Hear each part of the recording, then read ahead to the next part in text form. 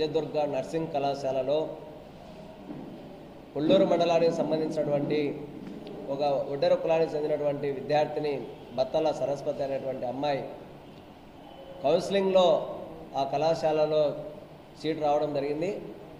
అయితే ఆ జాయిన్ అయిన తర్వాత అక్కడ ఉన్నటువంటి యాజమాన్యము ఫీజుల వేధింపులు అరాచకాలు తట్టుకోలేక ఆ విద్యార్థిని మాకు ఆ ఫీజులు మేము అంత భరాయించలేమని చెప్పి అడ్మిషన్ అయిన 2 వారాలకే తిరిగి నా సర్టిఫికేట్లు నాకు ఇవ్వండి, నేను డిగ్రీ చేసుకుంటానని చెప్పి కాళ్ళ మీద పడి ప్రాధాయపడినా సరే యాజమాన్యము తమ వైఖరి మార్చుకోకుండా తమ డబ్బులు చెల్లిస్తేనే మేము సర్టిఫికేట్స్ ఇస్తామని చెప్పి విద్యార్థిని వాళ్ళ సిస్టర్ వెళ్తే తిప్పుకొని దాదాపు 3 నెలల పాటు కాలయాపన చేశారు. తర్వాత తాలూకా పోలీస్ స్టేషన్లో ఎవరైతే ఆ విద్యార్థిని ఉందో సరస్వతి వెళ్ళి అక్కడ నా సర్టిఫికేట్స్ ఇవ్వడం లేదు సార్, ఫీజుల వేధింపులు చేస్తున్నారని చెప్పి ఒక కంప్లైంట్ మార్చిలో ఆ టైంలో ఇచ్చారు. వాళ్ళు కూడా నేను మేనేజ్మెంట్తో మాట్లాడతామన్నారు. తర్వాత కమలాపురం ఎమ్మెల్యే చైతన్య రెడ్డి గారి దగ్గర కూడా వెళ్ళారు. అమ్మాయి వాళ్ళ బంధువులు కూడా వెళ్ళి అక్కడ మేము చదువుకోలేకున్నాం సార్, ఫీజులు ఎక్కువ ఉన్నాయి, మేము కట్టే పరిస్థితి లేదు, నా తండ్రి లేడని చెప్పి ఎమ్మెల్యే గారు కూడా రిక్వెస్ట్ చేశారు.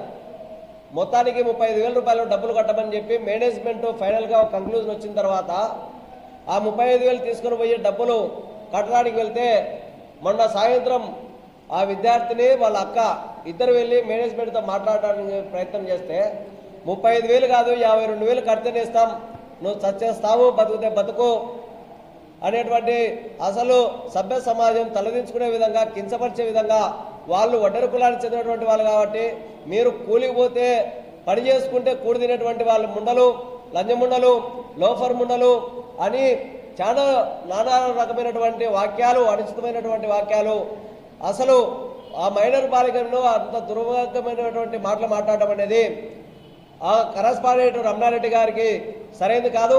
కాబట్టి మేము జిల్లా ఎస్పీ గారికి, జిల్లా కలెక్టర్ గారికి ఒకటే డిమాండ్ చేస్తా ఉన్నాం, వాళ్ళ మీద పోక్సో యాక్ట్ కేసు నమోదు చేయాలి, ఆ విద్యార్థికి ఎలాంటి ఇబ్బంది లేకుండా సర్టిఫికేట్స్ మంజూరు చేయాలని చెప్పి మేము డిమాండ్ చేస్తా ఉన్నాం.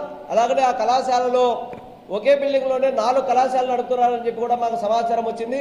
మొత్తం ఆ కళాశాల మీద ఎంక్వైరీ జరపాలి, దానిలో జరుగుతున్నటువంటి అవినీతి అక్రమాల మీద విచారణ చేపట్టాలి.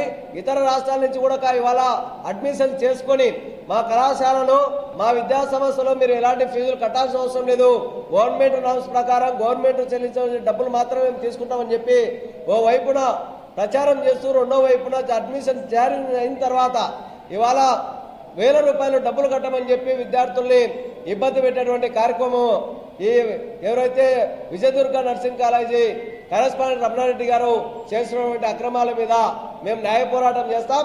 అందుకోసమే అన్ని రాజకీయ పార్టీలు, ప్రజా సంఘాలు, విద్యార్థి సంఘాల ఆధ్వర్యంలో ఈరోజు ప్రెస్ మీట్ నిర్వహిస్తా ఉన్నాం.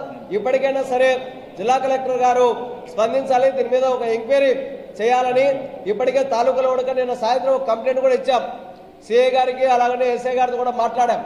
దీంట్లో ఎలాంటి రాజకీయం జోక్యం చేసుకోకుండా ఆ విద్యార్థిని సర్టిఫికేట్స్ ఇప్పించాలని చెప్పి కూడా మేము ఈ సందర్భంగా డిమాండ్ చేస్తా ఉన్నాం. లేకపోతే రేపు సోమవారం పెద్ద ఎత్తున కలెక్టర్ ఆఫీస్ ఎదుట బాధితులతో కలిసి పెద్ద ఎత్తున పోరాటం చేయడానికి ఈ అఖిలపక్ష కమిటీ, రాజకీయ పార్టీలు, విద్యార్థి సంఘాలుగా చేయబోతున్నామని చెప్పి ఒక హెచ్చరిక జారీ చేస్తా ఉన్నాం.